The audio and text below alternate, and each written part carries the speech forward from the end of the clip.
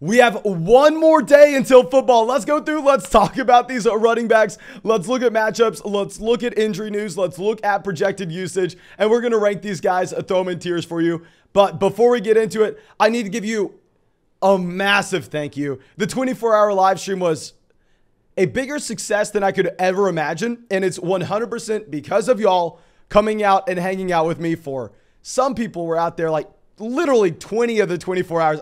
Y'all are crazy. Thank you so much. I'm going to continue to do everything that I can for y'all. I'm going to answer every single comment I can get to, at least 200 comments on every single video. Thank you guys. I appreciate you. If you have not done so already, go down there, drop a like, subscribe to the channel. And the other announcement is you may notice that we have some player lines up there. I believe should be in that top corner. That's going to be available on Underdog Fantasy. Those are player lines for week 1. Of course, Underdog, y'all seen us drafting there every single day in the offseason. We're going to continue to do drafts on the live stream during the year. If you want to get in some best ball drafts, if you want to go check out some player props, go sign up for Underdog Fantasy. Use promo code FLOCK. They'll match your first deposit dollar for dollar up to $100. Free money. You'll support this channel. On top of it, you'll get our 2022 rankings and our 2022 fantasy football draft guide, which I know you've already drafted, but at the same time, it's 300 pages of information that's really going to help you out for this year. Use promo code FLOCK, link in the description. Let's dive into this. Let's go. Jonathan Taylor 1, CMC 2. Jonathan Taylor going up against the Houston Texans. Guys, I literally was sitting here for about 2 hours before this video, crunching the numbers. I had my little calculator out here trying to figure out how many points he was going to score, and the calculation came back a lot. He's going to put up a lot of points week 1 here going against the Houston Texans, a largest spread of the week. And we know that Jonathan Taylor's a good running back. Put him at 1. What am I supposed to say? CMC at 2 as well with Christian McCaffrey. When he's healthy, we play him. When he's healthy, regardless of matchup, he's always going to be a tier 1 guy because of the receiving usage. Let's drop it down to tier 2 where we have a Derrick Henry with pretty good matchup where the Tennessee Titans should easily be able to win this game. But at the same time, if we're looking at Derrick Henry, the downgraded offensive line, he's 28. I think there are some red flags, so we can't have him up there with the same tiers, but it doesn't matter. You're playing him.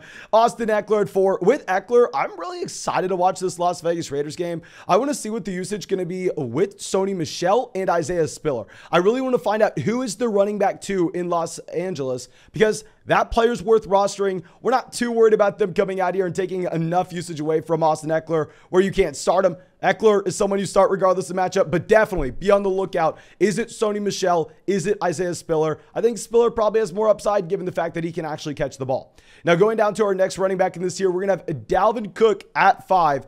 With Dalvin Cook, I mean, this could be another very high scoring game. You have the Packers going up against the Vikings. I really want to see what the Minnesota Vikings offense is like with Kevin O'Connell. We've been told all offseason that this team wants to throw the ball significantly more than they did a year ago. We have some people out here in the live chat in our live streams telling us, oh, Mason, Kirk Cousins is dropping 40 touchdowns this year. I may not believe that, but at the same time, it's Dalvin Cook. There are going to be a lot of points scored. Let's put him in. And then down in our next tier, you know what? Actually, let's move him a tier above this. Let's go with Alvin Kamara here at 6. With Alvin Kamara going up against the Atlanta Falcons, great matchup. If we're going to be looking at the usage he should have as a pass catcher, if anything, I feel like it's going to be expanded week 1. We don't exactly know the extent that Michael Thomas is going to be used. Trust me, I love me some Michael Thomas for his upside later on in the year, but still week 1, a little iffy. Chris Olave is a rookie that I really like, but at the end of the day, he's a rookie. It's week 1. So I think you could see that expanded target share for Alvin Kamara. Plus, it's a good matchup. Now, dropping down to our 3rd tier, we're going to have Joe Mixon here going up against Pittsburgh. I don't love the matchup against the Pittsburgh Steelers. I think that this is maybe a slower game overall where the Cincinnati Bengals don't necessarily have to push the pace of play, as we're really excited about the possibility in other matchups for the Cincinnati Bengals, but they should lead the majority of the game. They could look to lean on the run. I think Mixon gets involved as a pass catcher, and obviously he has touchdown upside in this offense. I just want to see this offense with the improved offensive line. And now we're going to have Najee Harris in that same matchup right after Joe Mixon going up against Cincinnati. I'm here with Najee Harris. We know he's going to get used as a pass catcher. There's a storyline in every single offense. We got to see how Trubisky is going to be here week 1. I'm assuming it's Trubisky at the time of this recording, 99.999% sure it is. Now, let's go down to Aaron Jones as our last running back in this tier.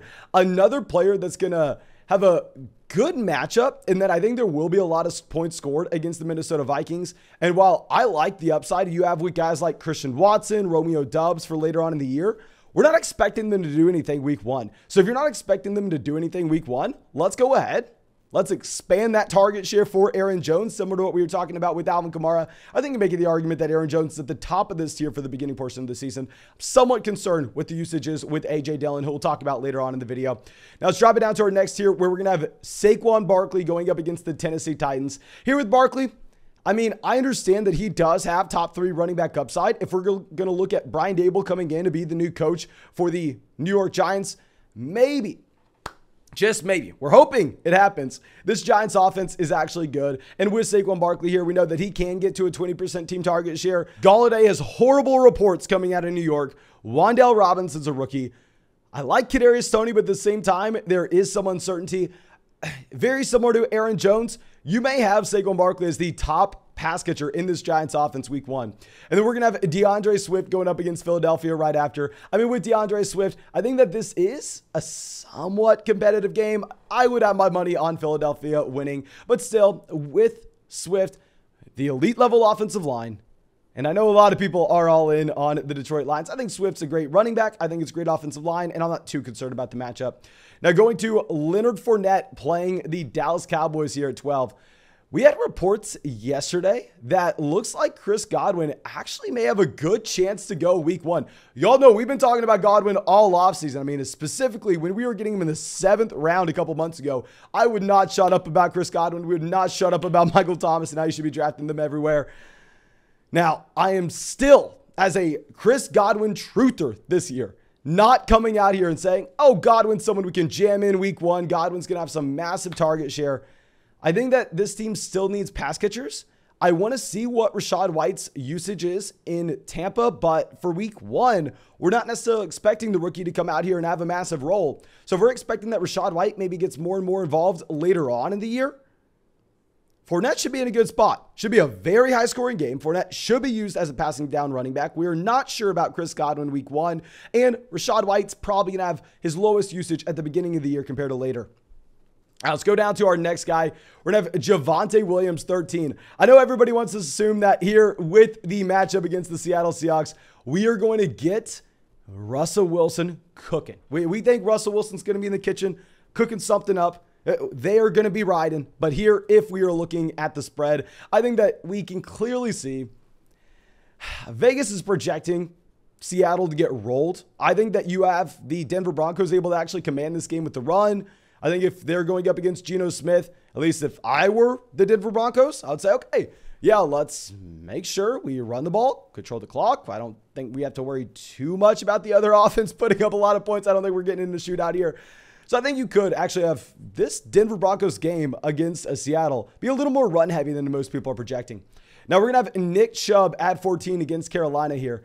With Nick Chubb, I mean, I am wanting to see what we have with Brissett. Right now, like if we go over to Underdog, if you're checking out these player props, last I checked, Jacoby Brissett was at like 200 passing yards. Yeah, 199.5 passing yards. It looks like Nick Chubb is going to be just heavily utilized in a team that's trying to run the ball over and over and over again. I mean, what's really interesting, if we look at this Chubb line, 7.5 receiving yards. So I guess Underdog's not projecting Chubb to get a single target out of the backfield, but I think it's possible. I think you do see 2 to 3 targets for Nick Chubb in this game. So let's go ahead. Let's play Chubb here, 14. And let's drop it down to a tier of one guy and one guy alone. We're going to have James Conner. Let me know what you think about this ranking. I feel like it's a very awkward spot. With Conner, we're not too concerned about Benjamin or Darrell Williams coming out here and taking away enough touches where he's not a high-end running back 2, low-end running back 1. But I really do want to be trying to figure out who the running back 2 is in Arizona. Very similar to what we should be expecting in Los Angeles. I think that these are guys that are going to get touches on a week-to-week basis where we don't necessarily want to put them in our starting lineup, but they would have upside if the starter goes down in front of them. So I really would like to figure out who is the backup behind James Conner here, get that guy on our bench regardless of if we have James Conner or not, because this should be a very good Arizona Cardinals passing attack. Rondale Moore, Zach Ertz currently dealing with injuries. DeAndre Hopkins hurt, so I think it should be a pretty good spot for maybe even James Conner to get targeted a little bit more than we would usually expect. Now let's drop it down to our next tier where I don't know what to do, ladies and gentlemen. These players, I think we have reasons to be scared about every single one of these guys. I'm throwing my hands in there. I don't know. Let's go Elijah Mitchell, 16. I think with Elijah Mitchell going up against Chicago, Obviously, this isn't the best matchup in the world. This should be a game where San Francisco easily wins. I think with Trey Lance's first start of the year here, I'm imagining that this is an offense that tries to run the ball as much as they can.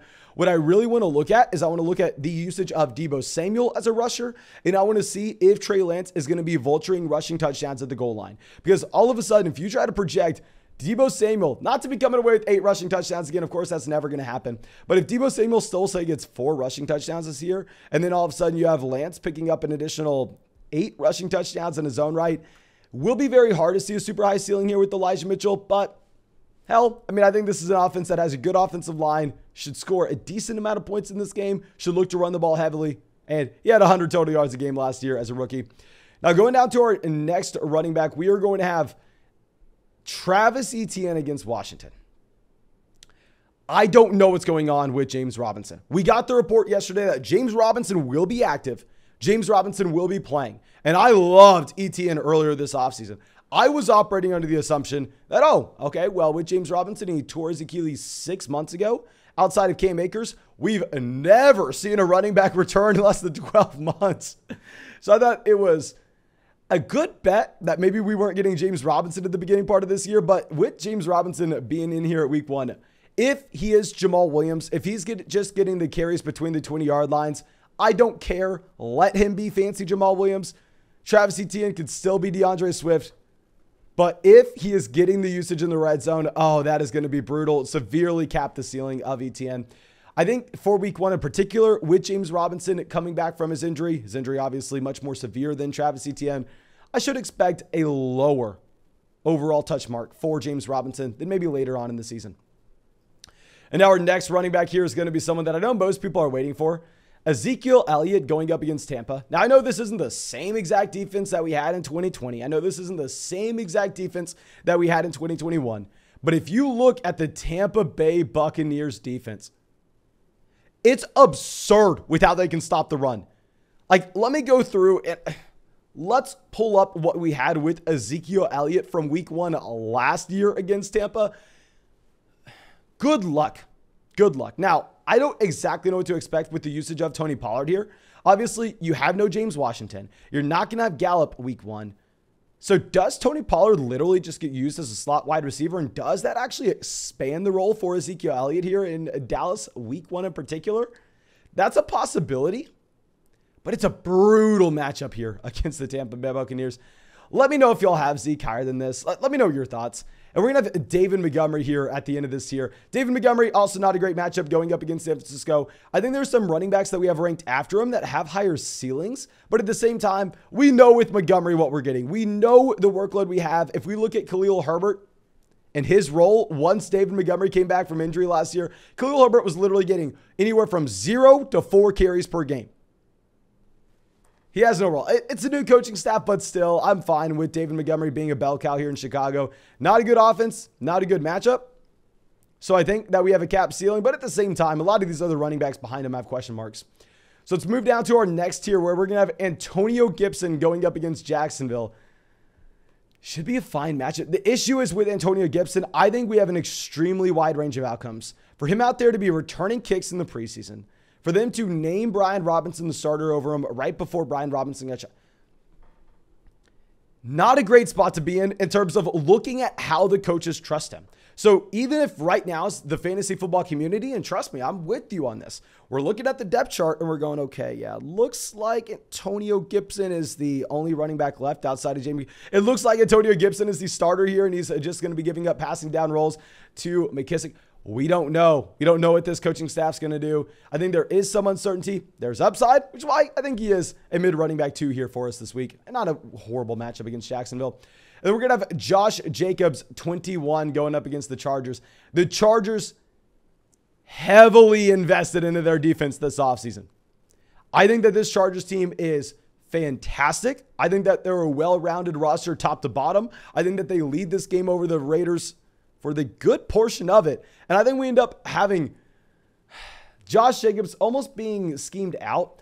I am really looking into this game. I really want to figure out the running back usage because right now everybody's all in on Zamir White. Everybody's in on Amir Abdullah being a passing down running back here.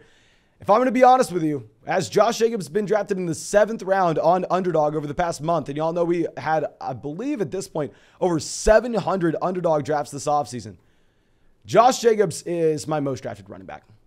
When we're getting Josh Jacobs in the 7th, 8th round, I can't stop myself from drafting him. But there's a reason people significantly smarter than me are avoiding him at all cost. There's an outside chance that he is in a committee with Zamir White and Amir Abdullah. I'm not as worried as most people. He's like a month older than Najee Harris. He's been a high-end running back too over the past 3 years. I don't think Zamir White's a great running back, but definitely a situation I'm going to be monitoring. I don't love the uncertainty we have with it, and I don't love the matchup against the Chargers either. And now we're going to have Rashaad Penny, 22. With Rashaad Penny, I think he has a hot start to the year.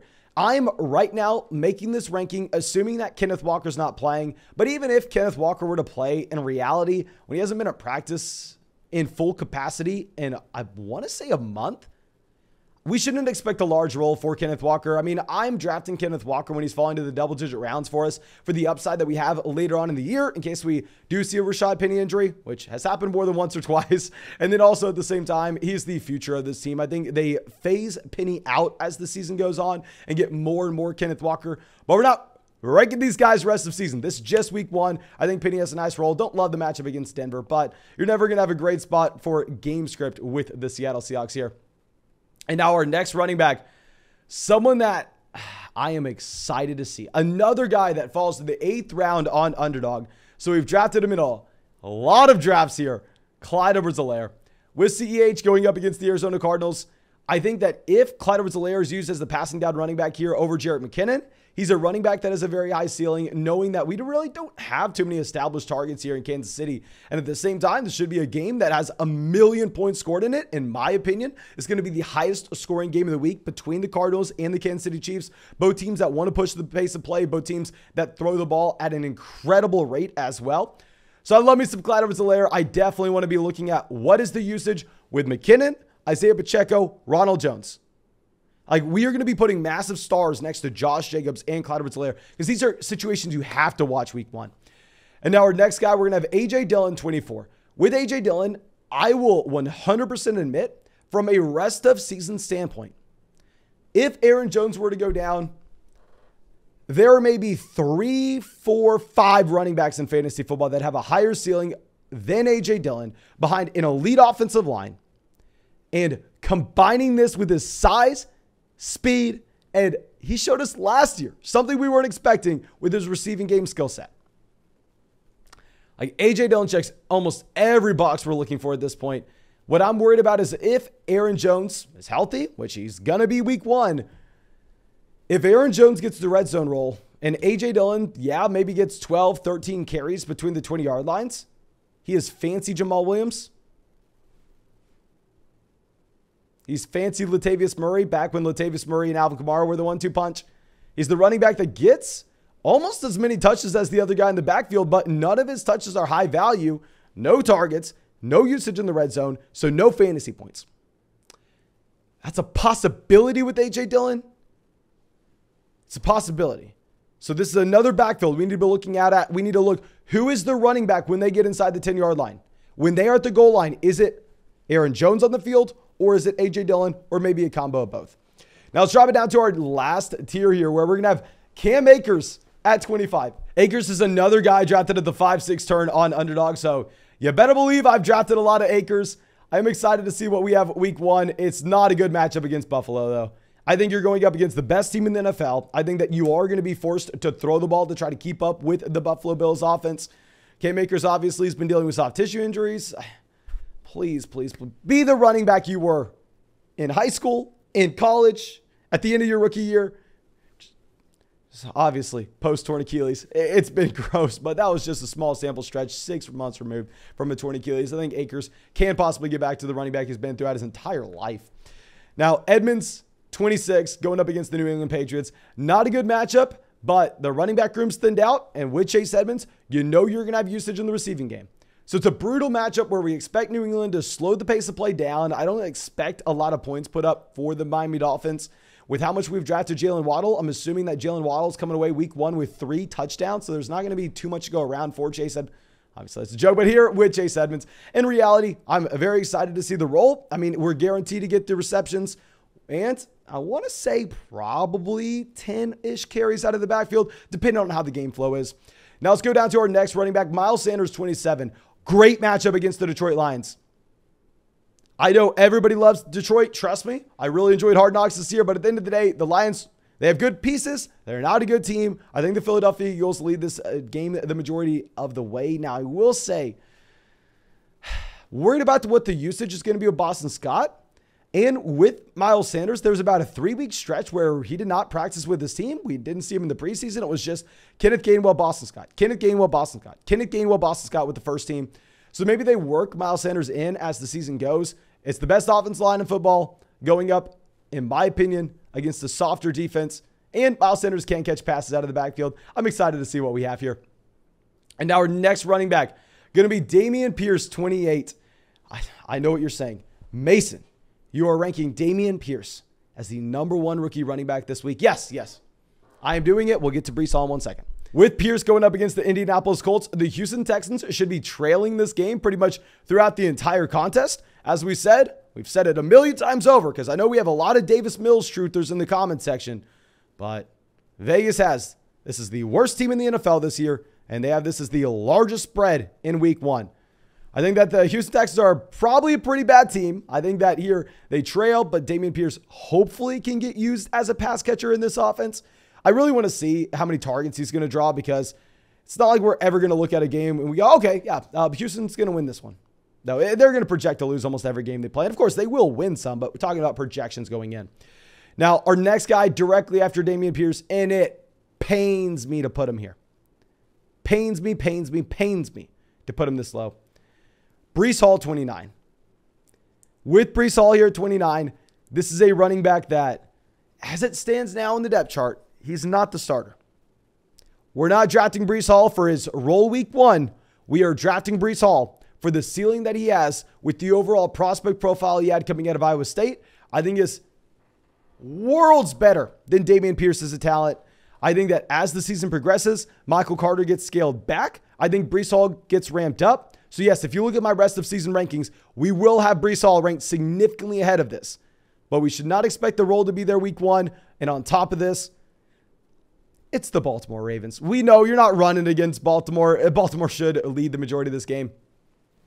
Now, our last running back, top 30, you could make the argument he should be above the rookies. Definitely, I think if we're going to be realistic here, we should definitely admit that he is a better option than what we have with Breez Hall. I mean, with Ramondre Stevenson, I am worried about this being a split backfield 50-50 with Damian Harris. I'm worried about Ramondre Stevenson maybe not necessarily drawing as many targets as people are projecting. I'm worried that maybe this team with Mac Jones going into year 2 looks to throw the ball a little bit more than most people think they're going to. If I'm going to be fair, I think Ramondre Stevenson probably needs to go ahead of Breez Hall this week. It's just hard for me to put it. I don't want to put Damian Pierce multiple spots ahead of Breez Hall. It would pain me too much. So yeah, with Ramondre Stevenson, let's figure out who the starting running back here is in New England. Let's see if that's a valuable role to have because we know Damian Harris is not catching a single ball out of the backfield. Maybe Stevenson can. Now, of course, thank you so much for being a part of the vlog, checking out this video. I really hope you enjoyed it. Thank you for picking it up with me. Hopefully my voice sounds better tomorrow. But if you want to get in a draft with us before the season kicks off or during the year, or you want to go check out some of those player props, go sign up for Underdog Fantasy. Use promo code FLOCK when you sign up. They'll match your first deposit dollar for dollar up to $100. Take advantage of that. Please take advantage of that. Nothing supports the channel more. Thank you again. I hope I get to see you with the live stream tonight. I'll be drafting and answering as many of your questions as I can.